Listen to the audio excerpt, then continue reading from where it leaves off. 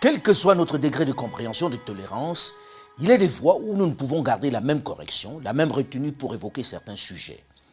Des situations où la bien-pensance, où le politiquement correct ne s'y est pas.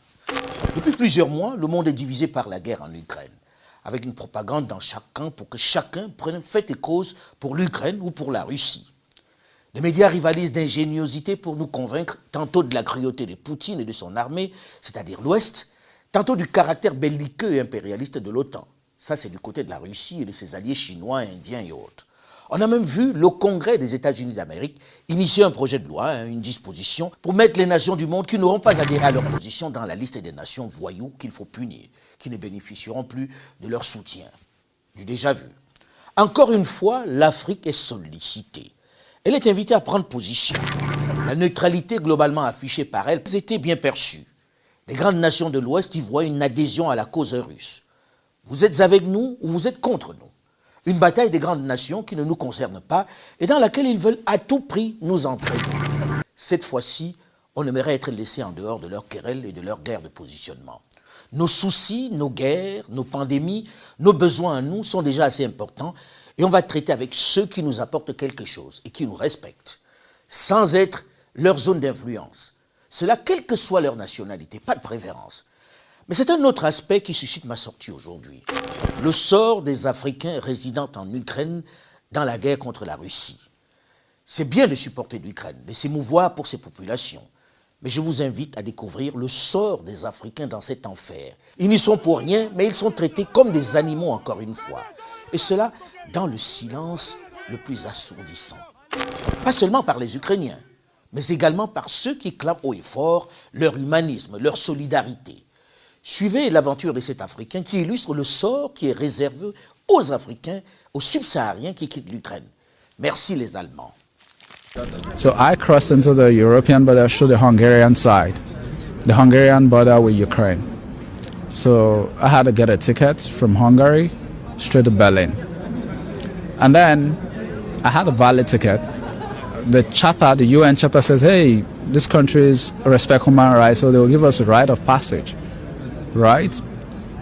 I get to Frankfurt, still on a train, and then the Bundespolice came in, they stopped our train, they were like, I don't know, 15, 20 of them with dogs. They stormed our train, they walked into my coach, said, do you have a ticket? I produced my ticket because I paid for my ticket. 100 and something, I still have the ticket in my bag, 100 and something euros.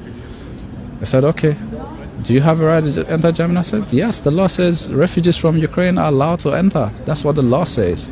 I bring out my ID, my passport, and my permanent resident in Ukraine. I show them. He nods his head. He goes, he talks to his superior. And then he comes back. And he says, I have to get off the train. I'm like, for what? He says, because I wasn't born in Ukraine. I was livid. I'm like, what does that mean? I wasn't born in Ukraine. I've lived in Ukraine so long. Why would you say because I wasn't born off the train, I should get off of the train? I have a valid ticket. Why should I get off the train? I didn't stow away on the train. Why should I get off? They said, oh, we need to register you and then we can let you go. There was a German lady I met on the train. She was nice. We were having a conversation all through in English. She told me, oh, I better have to comply. That they said because I wasn't born, I have to do this. I said, they are not doing this for the Ukrainians. I also have the same rights as the Ukrainians was in Ukraine because I'm a permanent resident. So why are you doing this? They said, because we have to register you. So we got out, all the blacks, and this was just black people they were pulling off the train. So they took us to this holding facility. I remember the address. They took our passports. The address was in Nikola Tesla 1. In Frankfurt is a big warehouse. There they segment it. They have they segment the whole warehouse. So they had to keep us out in the cold for like, I don't know, hours because there were lots of us. They said we had to take COVID swabs. They took COVID swabs. They will take your passports, they will bag it, they will take all the money, they will count it, they will bag it, and then they will write on it. Yeah. This is from the Buddha. This is one of the bags they used to bag our personal belongings. As you see, it's still the same way. The cash that was on me is still the same, unchanged, untouched. I can't even bring myself to tell because I'm so traumatized by it. My bag has a tag. This tag was from Frankfurt. They tag your bags, they tag every personal belongings you have with a yellow tag and a code. Mine was A155. And this is something they made us understand that, it's just simple registration. I even asked some of the Bundespolizei, 1 hour maximum. We're there for 23 hours. Then the next thing I experienced was the most humiliating thing I've never experienced in my life. They took me to a room, asked me to strip naked. I had to go bare naked. They said, I'm like, what's this for? They said, take off all your clothes. And then they made me squat and do a turn around, show them my ass and all that. It was so humiliating because in my life, even going through airport security, traveling, I've never experienced this. I'm like, don't you have body scanners for this? Even if you're suspecting somebody they are drugs or they are drug moles, this is not the procedure. You don't tell people to go stark naked because you want to search them. When I got to Berlin, the girl told me, hey, that thing you did there is not registration. That's your whatever. I said, this tag I have it. I brought a paper. They said, no, that's for your personal records. I've never experienced such humiliation in my life.